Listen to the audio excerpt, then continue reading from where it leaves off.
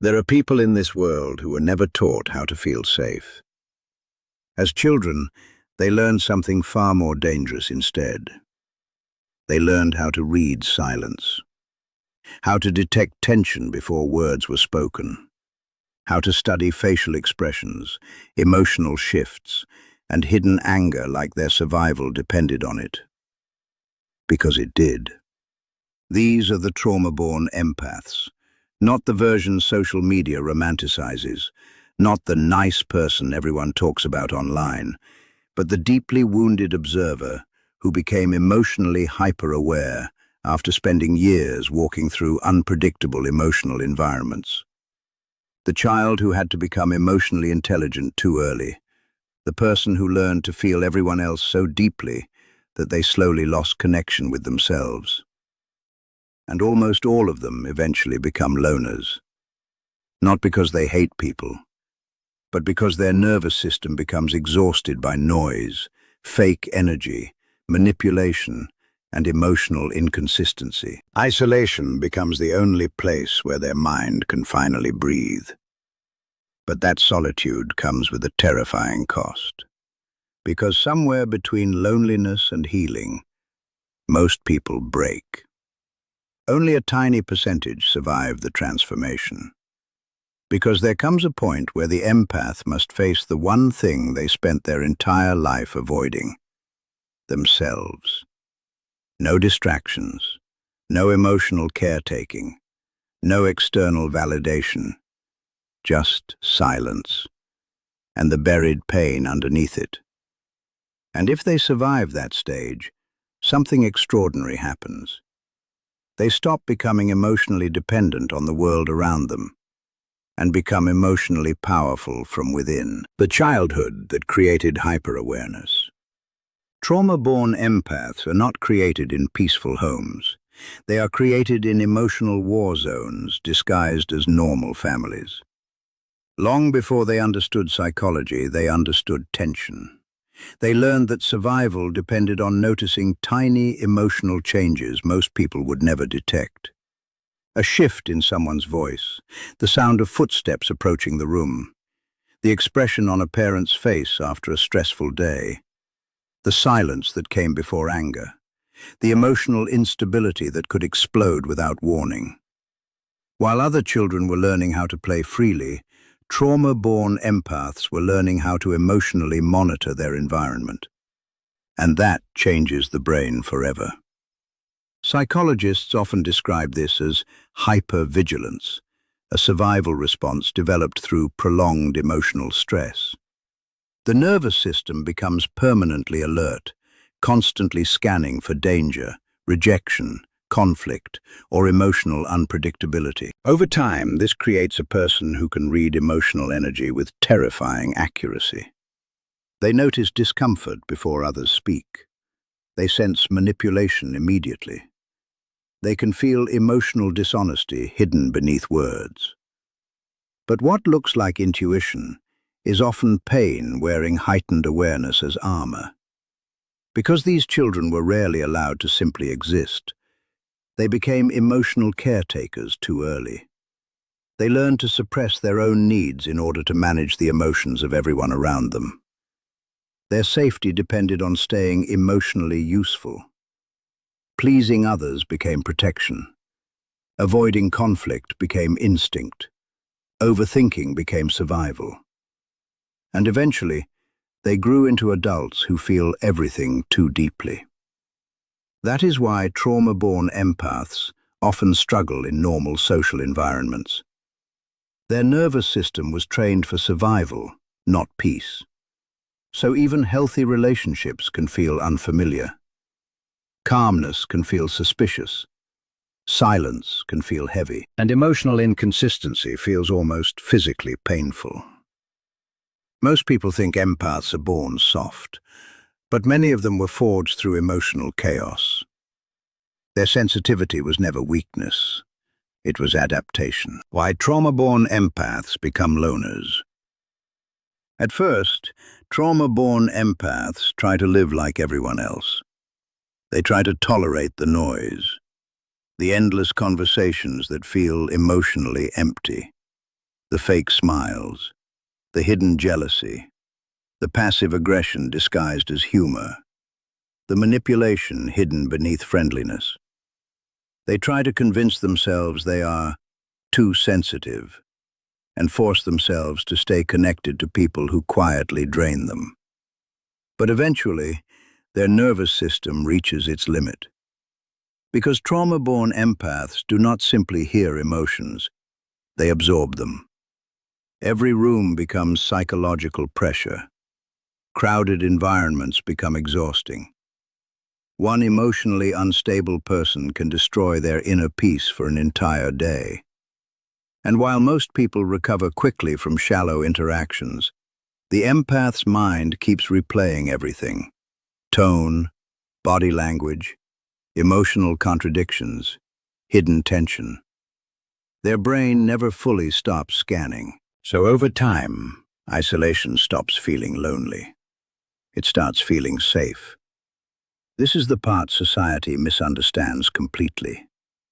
People assume loners are antisocial, arrogant, or emotionally cold. But many trauma-born empaths isolate because their nervous system has spent years overloaded by emotional chaos. Solitude becomes recovery. Silence becomes regulation. Distance becomes protection. And the older they get, the more selective they become. They stop tolerating emotionally manipulative friendships. They stop forcing conversations that feel performative. They lose interest in social approval because they can feel when interactions lack authenticity. What others call normal socializing often feels emotionally invasive to them. But there is another reason they withdraw that almost nobody talks about. Trauma-born empaths are usually surrounded by people who only value them for what they provide emotionally. They become the therapist friend, the emotional caretaker, the listener, the fixer, the safe place for everyone else. Yet when they finally become emotionally exhausted themselves, very few people truly know how to hold space for them in return. That realization changes them deeply, because eventually the empath understands something painful. Being surrounded by people does not guarantee emotional safety. And once they discover the peace of solitude, many never fully return to who they used to be. The dangerous phase most people never escape. There is a stage in the life of a trauma-born empath that almost nobody sees. A dark psychological crossroads where isolation stops feeling peaceful and starts becoming dangerous. At first, solitude feels healing. The empath finally escapes the emotional noise that exhausted them for years. They feel relief being away from manipulation, chaos, and constant emotional pressure. But if the deeper wounds underneath are never confronted, something slowly begins to happen. The silence becomes too loud. Without distractions, unresolved pain rises to the surface. Old memories return. Emotional neglect becomes visible. The mind begins replaying every rejection, betrayal, humiliation, and abandonment they spent years suppressing just to survive. And because trauma-born empaths feel emotions intensely, this phase can become psychologically overwhelming. This is where many people lose themselves. Some become emotionally numb. Others become addicted to isolation. Some start sabotaging relationships before people can hurt them. Others remain trapped in toxic cycles because pain feels more familiar than peace. And many begin questioning their own identity entirely. Because when your entire personality was built around surviving others, who are you when nobody needs you anymore? That question terrifies people. Trauma-born empaths often spent their whole lives being emotionally useful. They were the helper, the listener, the protector, the one who carried everyone else's emotions. But during deep isolation, those roles disappear. and underneath them is usually a person who never fully learned how to value themselves outside of emotional sacrifice.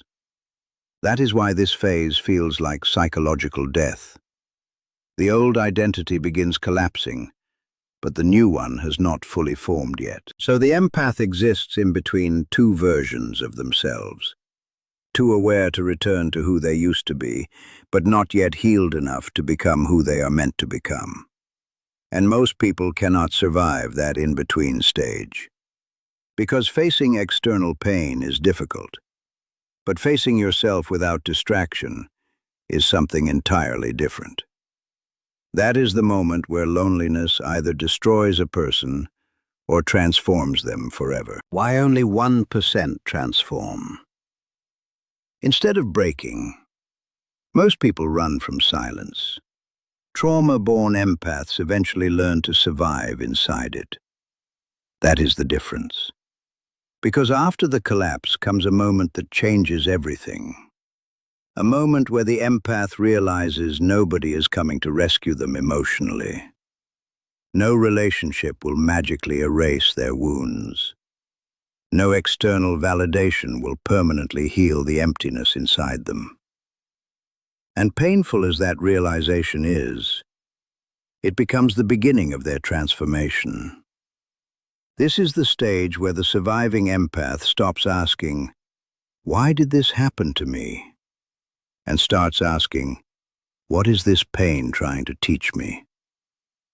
And slowly their isolation changes meaning. It stops being emotional exile. It becomes reconstruction. Instead of using solitude to hide from the world, they begin using it to understand themselves. They study their triggers. They learn emotional boundaries. They stop abandoning themselves to keep others comfortable. They become aware of how trauma shaped their identity, relationships, fears, and self-worth. For the first time in their life, they stop emotionally surviving and start consciously rebuilding. But this transformation is not dramatic. It is quiet. It happens when they stop responding to manipulation, when they stop begging to be chosen, when they stop explaining their worth to people determined to misunderstand them. When they finally realize peace is more valuable than attention. And little by little, their nervous system begins to change. The same person who once feared being alone now protects their solitude carefully. The same person who once absorbed everyone's emotions now learns discernment. They no longer confuse emotional intensity with love. They no longer tolerate relationships that require self-betrayal to maintain. This is why only a tiny percentage truly transform. Because healing from trauma requires something incredibly rare. The willingness to face your own unconscious patterns without blaming the entire world for them. Most people avoid that level of self-confrontation their entire lives. But the empath who survives it becomes different, not colder, not emotionless, just internally free. And once someone reaches that level of emotional awareness, they become very difficult to control ever again. The silent power trauma creates. There is a strange truth about trauma that few people understand. If pain does not destroy a person completely, it can sharpen them in ways the average mind cannot comprehend. That is why trauma-born empaths often develop abilities that seem almost unnatural. Not supernatural, but psychologically refined through years of emotional survival. Their suffering forces them to study human behavior at a depth most people never reach. They learn to recognize emotional patterns instantly. A fake smile, forced kindness, hidden resentment, manipulation disguised as concern, attention that feels predatory instead of genuine. They notice what others ignore because their brain was trained to detect danger long before they had the language to explain it. And over time, this creates a kind of silent intelligence. Trauma-born empaths become highly observant because they spent years reading between the lines. They understand that people rarely reveal themselves through words alone. Energy, tone, timing, emotional inconsistency. These become louder than speech itself. That is why many of them can sense someone's intentions within minutes of meeting them. But their greatest strength is not perception, it is endurance. Most people break the moment life becomes emotionally uncomfortable. Trauma-born empaths survived environments that forced them to emotionally adapt far too early. They know what it feels like to sit alone with unbearable emotions and still keep moving forward. They know how to function while carrying invisible psychological weight nobody else can see. And that creates resilience that cannot be taught artificially. The irony is that many trauma-born empaths never recognize their own strength because suffering became normal to them. What others would consider emotionally devastating, they learned to survive quietly years ago. Their pain built emotional muscles in silence. But this power only becomes healthy when paired with self-awareness. Otherwise, heightened perception turns into paranoia. Independence becomes emotional isolation. Strength becomes emotional suppression. Trauma can sharpen a person, but without healing, it can also harden them. That is why the evolved empath learns balance. They stop using their awareness purely for survival and begin using it for wisdom. Why society misunderstands them. Trauma-born empaths often walk through life feeling emotionally out of place, not because they believe they are better than others, but because they see through things most people are comfortable pretending not to notice. And society does not always reward that kind of awareness. In a world obsessed with performance, emotionally deep people can seem strange. Modern culture encourages constant social interaction, endless validation seeking, surface-level communication, and emotional performance disguised as authenticity. People are rewarded for appearing confident, outgoing, and socially desirable, even if their inner world is completely disconnected from who they truly are. But trauma-born empaths struggle to participate in that illusion for long. They can feel when conversations lack sincerity. They notice emotional masks immediately.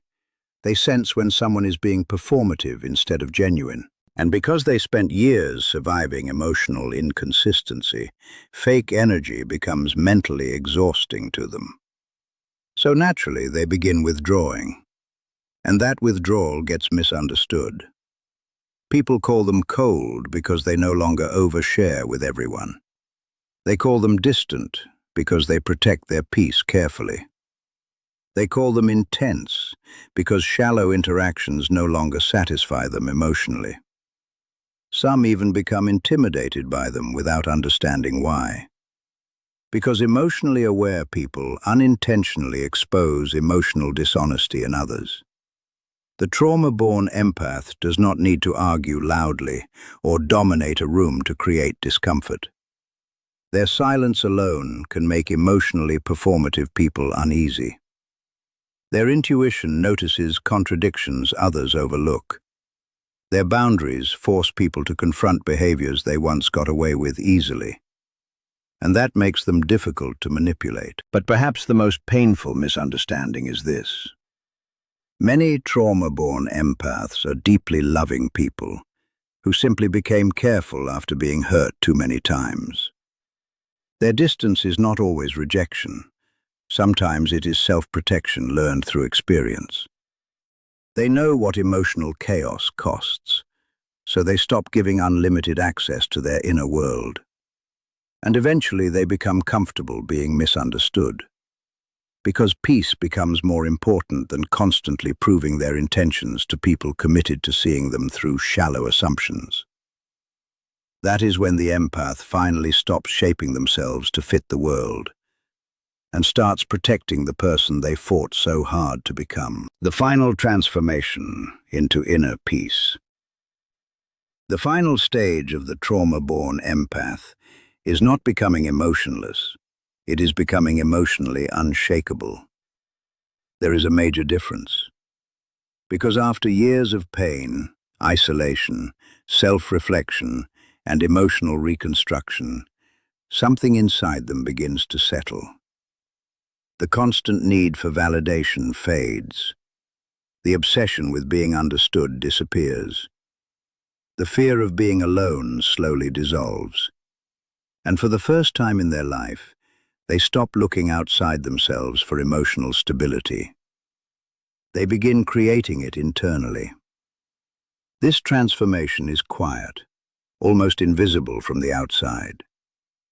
There is no dramatic announcement, no revenge arc, no desperate need to prove how much they have grown.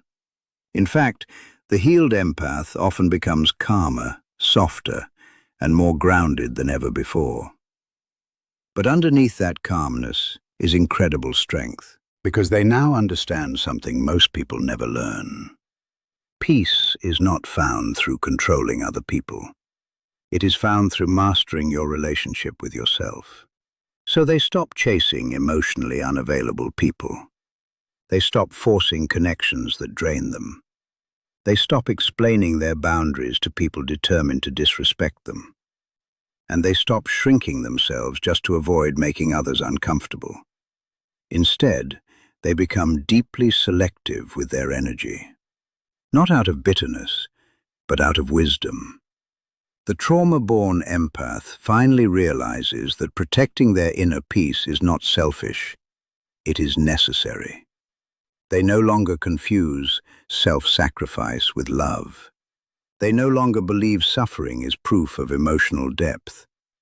And because they spent years confronting their own darkness, they develop a quiet confidence that cannot be easily manipulated anymore. Ironically, this is often the stage where people begin gravitating toward them the most, because healed energy feels different. It is calm without being weak, kind without being naive, detached without being cruel. And perhaps the most powerful part of all is this: the empath no longer fears loneliness, because they discovered something during their transformation that only a tiny percentage of people ever truly find: their own inner home. Trauma does something strange to a person. It can either trap them inside endless emotional survival, or awaken a level of self-awareness most people never reach. And trauma-born empaths live at the center of that battle every single day. That is why so few survive the transformation. Because healing is not just about escaping pain. It is about facing yourself without distractions, without validation, without running back to the chaos that once felt familiar. Most people would rather numb themselves than sit alone long enough to truly understand who they are beneath their wounds. But the ones who survive become different. They stop begging for connection that costs them their peace. They stop abandoning themselves to be accepted.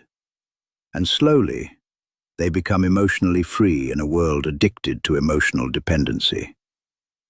So if you have felt isolated, different, or emotionally exhausted your entire life, maybe your loneliness was never proof that you were broken. Maybe it was the beginning of your transformation.